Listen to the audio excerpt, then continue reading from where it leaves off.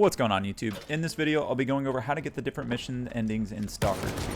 So before I dive in, there are tons of spoilers ahead, so carry on at your own discretion. There are 4 main endings: Brave New World, which is the Ward ending, the Spark ending called Today Never Ends, which is where you side with Scar, the Strelok ending called She Will Never Be Free, and finally the Kaymanov ending called Project Y.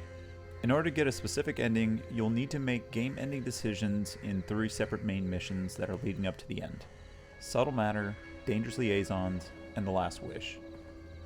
If you're a completionist like myself and want to see the 4 endings for yourself as well as get the achievements, you'll need to save a game file before you start the mission called Subtle Matter.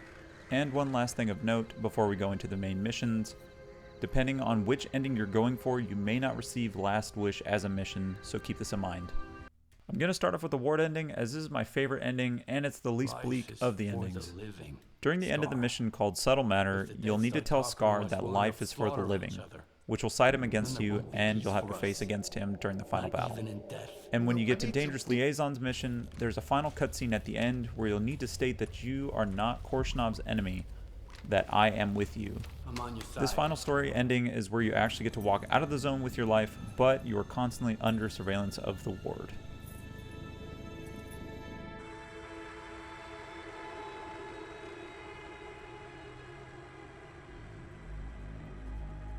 People do not wish for the pursuit of happiness.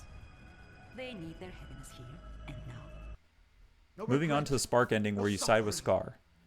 In Subtle Matter, you'll need to say either Eternal Spring or I need some more time.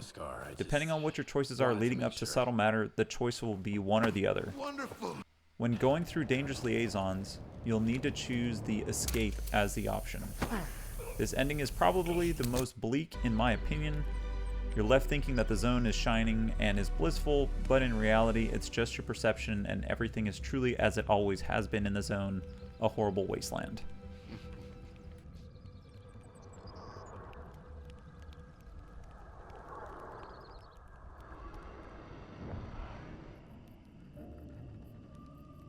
The next ending we have is the Strelok ending, which is called She Will Never Be Free, which refers to the zone itself.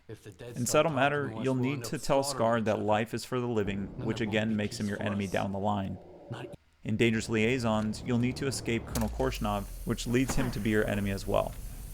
And in the final decision-making mission called The Last Wish, you will need to take out Kaymanov by choosing Fire as the main option. This ending also leads to a very depressing ending where Strelok has become one with the zone and has saved the zone from moving to other parts of the world. However, nothing can come in or out of the zone, which includes Skiff himself. Finally, on to the last main mission ending, we have the Kaymanov ending, which is probably the second best ending if you're into the brighter side of things. In Subtle Matter, you'll need to say life is for the living to Scar, which again makes him your enemy. In Dangerous Liaisons, you will need to escape, which makes Korshunov your enemy. And in Last Wish, you will need to lower the gun and not shoot Kaymanov, which is probably debatable as to what actually happens to him as he disappears into the emission storm.